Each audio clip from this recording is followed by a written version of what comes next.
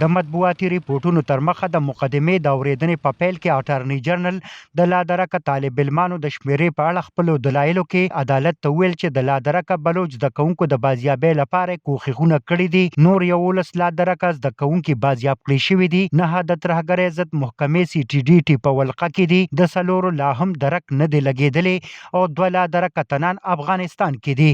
د مطبوعاتو په قول د اټارنی جنرال د دلایلو وروسته نگران وزیر اعظم انوار الحق کاکړ خپل ریمارکس کې عدالت ته ویل چې یوه اداره هم د قانون څخه بالا نه ده او عدالت ته د هغه حاضرېدلو ثابته کړه چې وزیر اعظم هم قانون ته ځوابدی دی.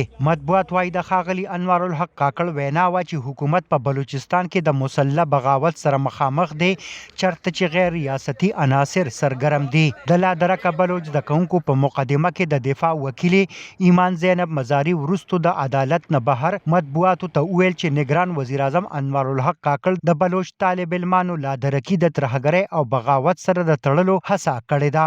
क्या पाकिस्तान में पूरे मुल्क में آیا په ګرد پاکستان کې بغاوت روان دی چې د ټول هیواد د ګوټ ګوټ او تر دې چې د اسلام آباد څخه خلک په جبري توګه لادرکه کولی شي او بله خبره دا ده چې موږ او د لادرکه بلوچ زده کوونکو کوروالو چیرې هم په عدالت کې د ننه او بهر د وسلوالو بغاوت ملاتړ نه دی کړی. د دې ستون څخه پام اړول د ریاستي تګلارې څرګندونه کوي او داسې ښکاري چې ریاست لا هم د انکار په حالت کې دی. د مطبوعاتو تر مخه نگران وزیر اعظم انوار الحق کاکړ عدالت ته ویلي دا معامله اوس ختمېدل او هر ورځ په ریاست د تورونو لړۍ ودرېدل پکار دي. عدالت ته د نگران وزیر اعظم د حاضرۍ په اړه مطبوعاتو په خپلو ریپورټونو کې ویلي کله چې عدالت د وزیر اعظم څخه وپوښتل چې آیا تاسو په دې معامله قانون سازي کولی شئ نو وزیر اعظم ویل د نوي پارلیمنت سره به اختیار وي او قانون سازي کولی شي. د جسټس محسن اختر کیانی وینا و د دې مقدمې له کبله ډیر لادرکه کسان موندل شوي دي او کم کسان چې د CTDT په ولقه کې دي د هغوی مقدمې به چلیږي. په پاکستان کې د لادرکه کسانو د حقونو لپاره کارکوونکي غیر دولتي تنظیم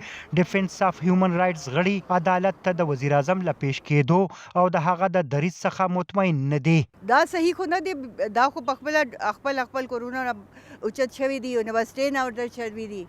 نو دې له خو دا پکار چې ته ډېره غټ دا اکسپټنس وکړي چې او جی زمونږ دا غلطي دي، غلطي اکسپټ وکړي. عدالت د ترهګرۍ ضد محکمې په ولقه کې د موجودو تنانو خلاف د درج مقدمو تفصیل د لادرکه بلوچ زده کوونکو د دفاع وکیلانو ته د ورکولو امر وکړو او د مقدمې اورېدنه یې وځنډوله. په پاکستان کې د لادرکه بلوچانو او پښتنو د حقونو غورځنګونه او د بشري حقونو تنظیمونه د خلکو په جبري توګه په لادرکه کېدو کې د ککړتیا تورونه د پاکستان په امنیتي او استخباراتي ادارو پورې کوي، خو پوز او حکومت دا تورونه ردوي او وايي کم خلک چې ورک بلل کېږي هغوی یا خو د بیلتون غوښتونکو وسلوالو په لیکو کې شامل شوي دي، امنیتي ادارو سره په جګړو کې وژل شوي دي او یا افغانستان ته تښتېدلي دي.